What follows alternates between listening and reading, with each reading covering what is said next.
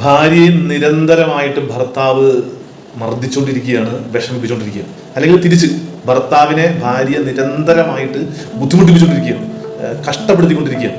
എന്നിട്ട് ആ ഭാര്യയുടെ അടുത്തും ആ ഭർത്താവിൻ്റെ അടുത്ത് പോയി അതങ്ങ് കണ്ണടച്ച് കളഞ്ഞേക്ക്, വീട്ടിൽ സമാധാനം ഉണ്ടാവട്ടെ എന്ന് പറയാൻ പോകരുത്. വീട്ടിൽ സമാധാനം ഉണ്ടാവില്ല.